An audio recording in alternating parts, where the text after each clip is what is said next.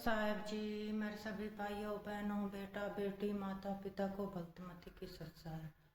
तो आज हम सुनेंगे संत रामपाल जी महाराज की सत्संग में गुरु जी हमें बताते हैं कि जो परमात्मा की प्यारी आत्माएं होती हैं कई युगों से पूर्ण परमात्मा की खोज में लगी होती हैं, तो उनको पूर्ण परमात्मा नहीं मिलते तो कैसे वो अपने शरीर को सुखाकर एक अस्थि पिंजर बना लेते हैं। ऐसी एक सच्ची घटना शेख फरीद की है, जिसने पूर्ण परमात्मा को पाने के लिए कितने अपने शरीर को कष्ट दिए और लास्ट में कबीर परमात्मा उनको मिले और उनको मंत्र दिए और उनका मोक्ष किया। तो सुनते हैं सभी भाई बहन बेटा बेटी माता पिता मिलजुल कर सत्संग संत रामपाल जी महाराज की सत्साहेब। आज तक हमें परमात्मा की जानकारी यथार्थ रूप में नहीं हुई। एक शेख फरीद नाम का मुसलमान धर्म में उत्पन्न एक पुण्यकर्मी प्राणी था। पुण्यात्माओं, हम आज से नहीं जन्म मर रहे, असंख्य जन्म हो गए और इस चतुर्युगी में हम सतयुग से लेकर आज तक जन्मते मरते रहे। और इस कलयुग से पहले हम अलग, ना कोई मुसलमान था, ना हिंदू था, ना सिख था, ना ईसाई था। सब वैदिक धर्म को मानने वाले होते थे, वेदों अनुसार ओम नाम का जाप करते थे और कोई साधना वो सिर्फ यज्ञ हवन आदि करते थे, 500 यज्ञ किया करते थे। अब हमारे आपस में संस्कार एक दूसरे के मिक्स हैं। आज कोई हिंदू धर्म में जन्मा है तो कल मुसलमान धर्म में जन्म ले सकता है। आज कोई मुसलमान धर्म में कट्टर हुआ बैठा, कल मृत्यु होगी, उसके बाद वो हिंदू धर्म के अंदर जन्म ले सकता है। ईसाई के भी ले सकता है, ईसाई की मृत्यु के बाद ईसाई भी यहाँ आ सकते हैं हिंदू धर्म में, और सिख धर्म में भी जा सकते हैं। तो कहने का भाव यह है कि हमने अपनी बुद्धि को बहुत ऊपर उठाना पड़ेगा, तब हम इस काल के जाल से निकल पाएंगे। तो पुण्यकर्मी प्राणी शेख फरीद बचपन से ही परमात्मा में उसकी श्रद्धा बनी, पिछले संस्कार प्रबल थे उसके लिए थोड़ा सा कथा सुनाते हैं कि वो शरारती बहुत था, उलाने बहुत लाता था, गांव में जाकर के दूसरे बच्चों के साथ झगड़ा कर देता था, किसी को कुछ छेड़छाड़ कर देता था आपस में बच्चों के साथ, या किसी के घर में घुस के उनका कोई बर्तन उटपटंग कर देता था, उलाने आते थे। उसकी माता बहुत तंग होगी, उसने सोचा क्या करूं, इसको कैसे शांत करूं। तब उसने एक दिन सोचा कि इसको कहती हूं कि बेटा तू नमाज कर ले। शेख फरीद की माता ने कहा कि बेटा तू नमाज करा कर। छोटा ही बालक था, 3-4 वर्ष का। कहने लगा मैं क्यों करूं नमाज, मुझे क्या मिलेगा। और वो उसका फेवरेट फ्रूट था खजूर, जो खजूर बहुत खाता था, उसको बड़ा पसंद थे। उसने कहा, माँ ने कहा बेटा अल्लाह तुझे खजूर देगा। कि सचमुच? कहा प्रतिदिन देगा। वो कहने लगा माँ बता फिर कैसे करते नमाज। बोली डट जा, कोई समय होता है नमाज करने का, मैं बताऊंगी, इतना बैठ जाए। वो इतना बैठा रहा। अब माँ ने सोचा मेरा काम करने का समय है, इसने ला दो नमाज करने, और तू दंत काम कर लेगी, इतनी नाच कर पता नहीं क्या उलाने लाओगा। उसने एक कपड़ा बिछाया और कहा बेटा ऐसे मत्था टेक ले और यूं कहता रहे अल्लाह मुझे खजूर दे, अल्लाह मुझे खजूर दे, यही नमाज है। तो और तो उसका याद क्यों होती बालक के। जब उसने काफी देर करता रहा, उसकी मम्मी ने क्या किया, एक पत्ते में खजूर लपेट के, थोड़ा सा खजूर 2 पत्तों में कपड़ा बिछा रखा था, उसके नीचे रखे। और जब सारा काम कर लिया, जब कहने लगी बेटा आंख खोल दे बाजा, वो उठा, उसने देखा इधर उधर, कहने लगा माँ अल्लाह ने खजूर तो दिया ही नहीं, मैं नहीं करूं आज के बाद बिल्कुल भी। उसकी माँ ने कहा बेटा अल्लाह ऐसे सरेआम थोड़ा ही देता है, वो तो गुप्त देता है बेटा, देख कहीं रख के होंगे आसन के नीचे। उसने कपड़ा उठाकर देखा तो माँ अब फिर बता कब करनी है वो नमाज। एक दिन क्या हुआ कि माता ऐसे प्रतिदिन उसको बैठा दे, वो ऐसे ही बिल्कुल दर्द होकर 2-2, 3-3 घंटे उठे को नहीं। एक दिन उसकी माता वो खजूर रखना भूल गई और उसने कह दिया आजा बेटा। वो उठ गया, उसने उठाकर पल्ला देखा, खजूर रखी जैसे पहले रखती थी उसकी माँ। अब फिर उसकी माँ के भी याद आ गया कि आज तो मेरे से गलती होगी, कभी नहीं कराई विसा नालायक से, आज इसको खजूर मिले नहीं। तो उसी समय वो खजूर खाता हुआ आ रहा था। उसकी माँ ने कहा बेटा ये खजूर कहाँ से लाया तू? गल्ला रोज देता है मुझे। कहने लगी कहाँ था ये खजूर? अब वहीं जहाँ पहले रखते थे, आज दिखाऊं, एक पत्ता तो छोड़ के आया हूँ नीचे वाला। अब जाके देखे सचमुच खजूर जो के जो। उसकी माँ तो हैरान रहेगी कि ये परमात्मा बड़ी सुनी ना था, के बाद तो कभी नहीं करो नमाज। कहने का भाव ये है कि कहते पिछली तब से होते हैं पूर्ण हंस मुराद। पिछला संस्कारी हंस था, परमात्मा ने आस्था बढ़ानी थी। उसकी माँ का भी फिर लगन बंदी हुआ, बस नकली सा काम करया करती।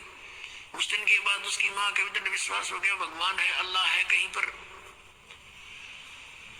तो जब वो बड़ा हुआ तो उसने घर त्याग दिया, क्योंकि रुक नहीं सकता वो प्राणी जिसको चाह भगवान की है। अब जो परंपरागत उनकी क्रियाएं थी, मांस खाना, वो उनको पसंद नहीं था उस प्यारी आत्मा को। उसने छोड़ दिया कि ये तो कोई सच्ची नहीं बात। हिंसा करके भगवान मिला करते हैं कभी। अब वो शेख फरीद पुण्यात्मा परमात्मा की तलाश में कहा जाते हैं? संत के पास, कि संतों के पास परमात्मा के पाने की विधि होती है। एक फक्कड़ फकीर था, सिद्ध पुरुष था, साधना करता था, सिद्धि में प्रसिद्ध हो रहा था।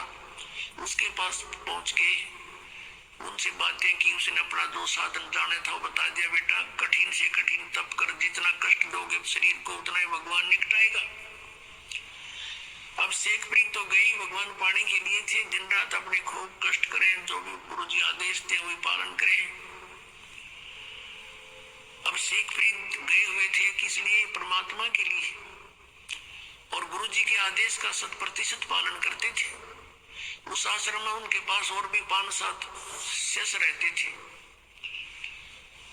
और शेख फरीद के जाने के बाद उनके गुरुदेव की उस बच्चे में वो ज्यादा प्रिय लगने लगा, क्योंकि वो हर कार्य को उनकी इच्छा अनुसार करता था।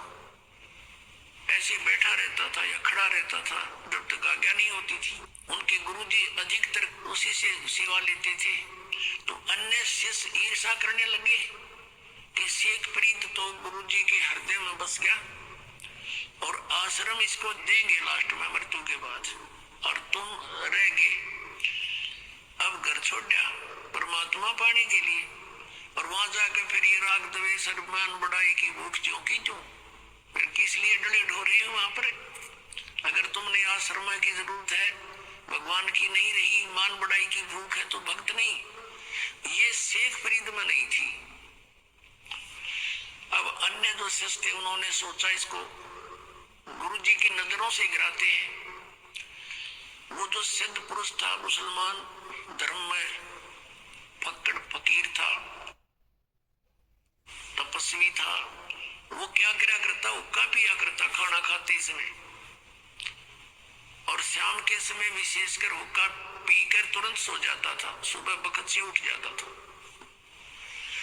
तो आश्रम में प्रत्येक भक्त की एक दिन की सेवा बांट रखी थी कि इस दिन वो सारी सेवा करेगा, इस दिन वो करेगा, इस दिन वो करेगा। जिस दिन शेख फरीद की सेवा का टर्न आया, उस दिन अन्य सेवकों ने सोचा कि आज इसको गुरुदेव की नजरों से गिराते हैं।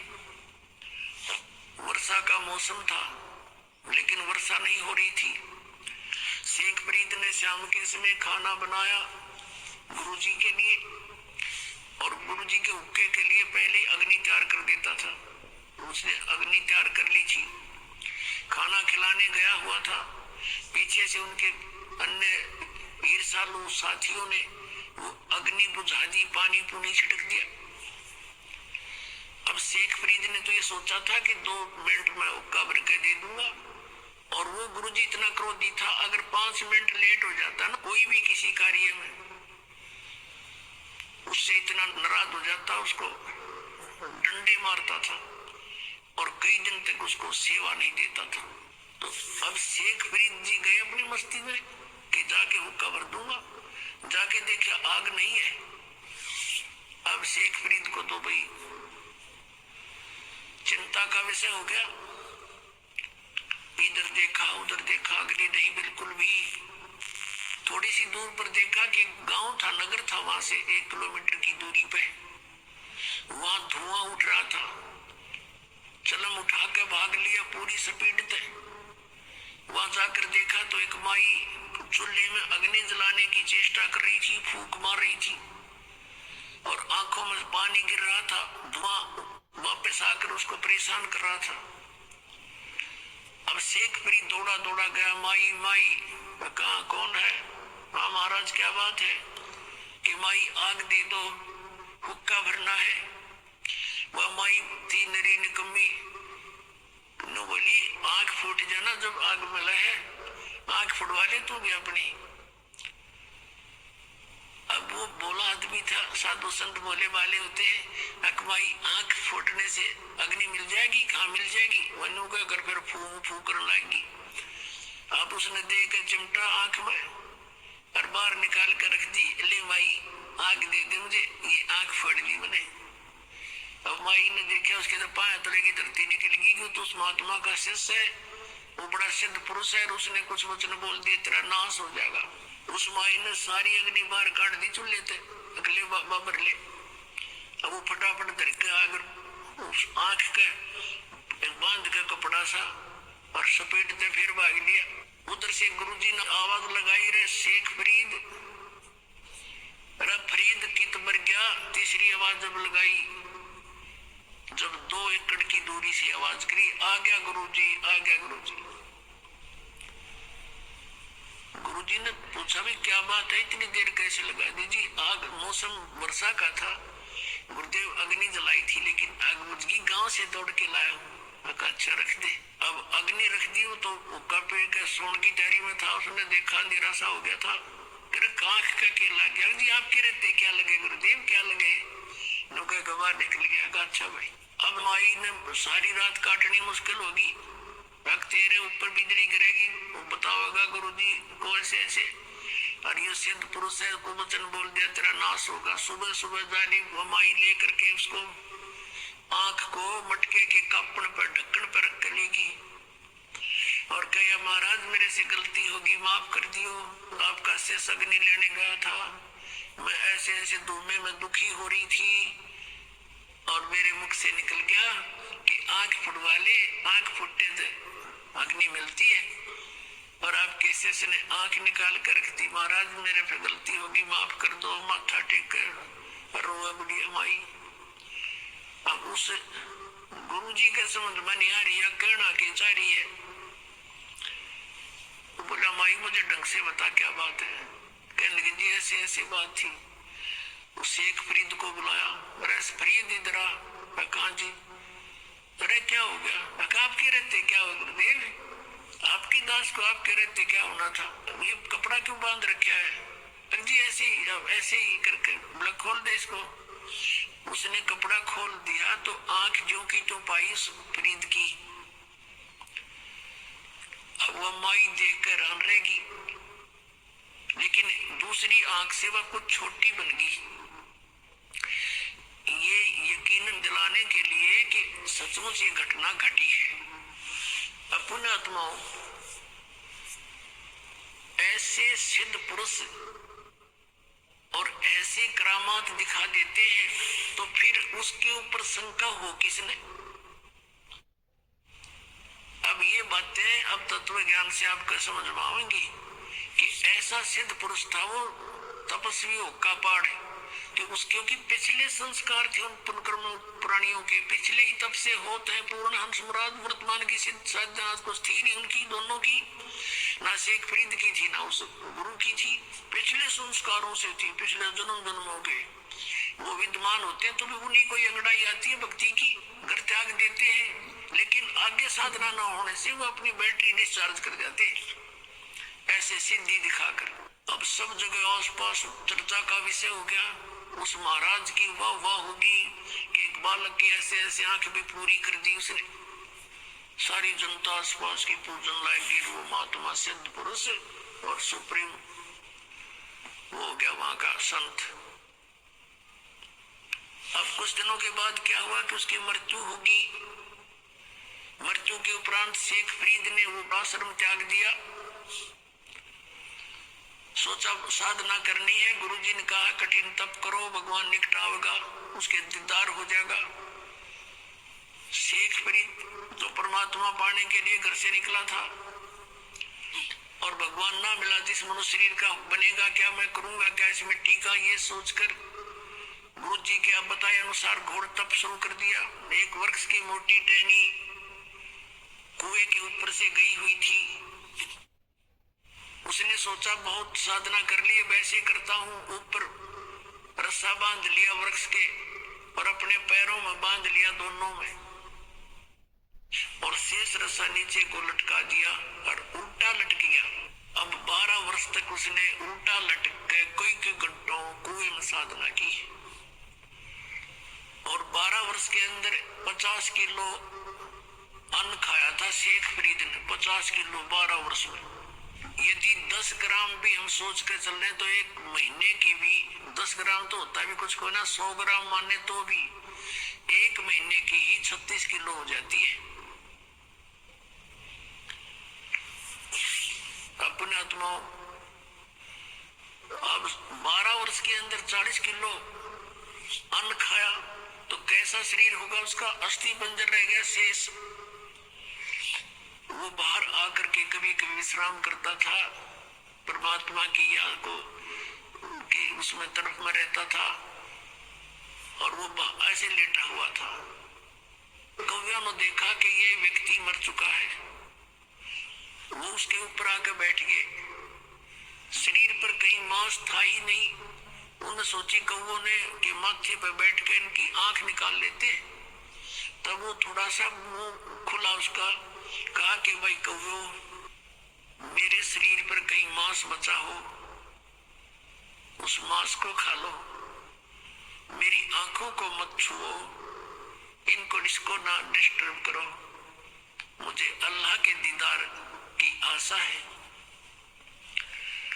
मैंने भगवान देखना है, आंखें आंखें छोड़ दो मेरी, बाकी कहीं तुम्हें कुछ मिले तो खा लो। ये मुसलमान थे और जो मांस खाओ, बकरे काटे, गऊ काटे, ये परमात्मा पालेंगे। तो वो इतना दयालु कहता कौओं को कि मेरे मांस खा लो कहीं मिल जाए तो, पर मेरी आंख मत छेड़ो, आंखें मत डिस्टर्ब करो, मुझे अल्लाह के दीदार की आशा है। अब उसने सोचा कि अगर बाहर रहूंगा तो कौवे खा जाएंगे, आंखों को भी फोड़ देंगे, भगवान मिला नहीं। उल्टा ही लटक गया। धीरे धीरे सर्क के रस्सों के साथ में अभ्यास हो रहा था और फूट फूट कर रोने लग गया। अल्लाह का दर्शन हुआ नहीं और अब शरीर रहा नहीं, अब खत्म, प्राण जाने वाले। फूट फूट कर रोने लगा। अब क्या किया, परमात्मा कहते हैं गोता मारो स्वर्ग में, जा बैठो पाताल, कह कबीर ढूंढता फिरूं अपने हीरे मोती लाल। ये इस तरह के साधक पिछले जन्म जन्मांतरों में कभी परमात्मा के परमहंस रहे इस धरती पृथ्वी पर, लेकिन बीच में फिसल जाते हैं। उन्हीं में से एक फरीद था। अब परमात्मा पहुंच गए वहां पर, उस कुएं पर खड़े हो गए और उसके रस्से को पकड़कर खींचने लगे, क्योंकि पहले कुएं बहुत गहरे होते थे, रस्से लंबे लंबे होते थे। ऐसे खींचने लगे बाहर को। शेख फरीद ने सोचा कोई शरारती आ गया पाली और मुझे डिस्टर्ब कर रहा है। और पहले भी ऐसे गवाले जो होते थे, भेड़ बकरियां चराने वाले, जो गंवार टाइप व्यक्ति, उनमें से कोई ना कोई बाबा जी उस संत के रस्से को पकड़कर ऐसे हिला देता था और यूं बैठ कर देखता था तमाशा। वो क्या कर लेता था, ऐसे सिर कर लेता था कि सिर में चोट ना आ जाए। और कभी कुएं के इधर लगता था जाके, कभी इधर। वो कुछ देर छेड़छाड़ कर चले जाते थे। पता था उसका कि किस किस के साथ लड़ूं, बच्चे करते रहेंगे। उन्हीं में से कोई और दूसरा उनको धमका देता था कि ऐसा मत करा करो संतों के साथ, तो कई दिन नहीं कोई आता था। अब शेख फरीद ने सोचा कि पहले तो ऐसे हिला लूका छोड़ जाते थे, आज जो ऐसा निकम्मा मिल गया कि इसने बाहर निकाल लिया मैं। अब वो बाहर निकालते निकालते उल्टा लटका लटका कहता है, अरे भाई मुझे ना छेड़े, मुझे डिस्टर्ब ना करे, मैं अपना काम कर रहा हूं, तू अपना काम कर। परमात्मा ने कहा कि तू क्या कर रहा है यहाँ पर? ए भाई, मैं भगवान के दर्शन के लिए, परमात्मा को देखने के लिए, परमात्मा के पाने के लिए मैं साधना कर रहा हूं। तो परमेश्वर कबीर देव जी ने कहा कि मैं हूं अल्लाह अकबर। अब ये बात सुनकर शेख फरीद के माथे पे तोड़ी पड़ी, कहने लगे भाई मजाक ना करें, आप अल्लाह नहीं हो सकते, क्योंकि अल्लाह तो निराकार है, वो तो बेचून है, अल्लाह दिखाई थोड़ी देता है। परमात्मा कहने लगा, बोले आदमी फिर तू डरे ढो इसमें, तू क्या कर रहा है? एक तरफ तो कहता मैं परमात्मा के दीदार के लिए प्रयत्न कर रहा हूँ, और परमात्मा निराकार बतावे तू, फिर क्यों डरे ढो रहा है इसमें? क्या फायदा तेरा इसमें ये साधना करने का? जब निराकार है क्या दिखेगा, उसका दीदार क्या करेगा? अब क्या करना, गाम कर ज्ञान का तो चमका ऐसा लग गया करे, एकदम उसकी बुद्धि सेट होगी, मालिक खड़े सामने, उसको ये समझ में आ गई शेख फरीद के कि भाई अगर ये परमात्मा तो नहीं हो सकता, लेकिन परमात्मा का बाखबर जरूर है, यानी तत्वदर्शी संत अवश्य है। उसने उल्टा लटके लटके पैर पकड़ दिए कि महाराज मुझे भगवान का ज्ञान बता दे, मुझे अल्लाह की आवश्यकता है, अल्लाह के दर्शन करूंगा। परमात्मा ने कहा तो फिर वही बात करे, अल्लाह के दर्शन करूंगा, तुम्हारा अल्लाह बेचून निराकार बताओ, तुम अल्लाह के दर्शन क्या खाक करेगा? तुम अगर दर्शन करेगा तो अल्लाह साकार हुआ। अब वो कहता हाँ बिल्कुल ठीक है, नहीं तो दीदार सब दाना नहीं चाहिए तुम्हारे मुख पर।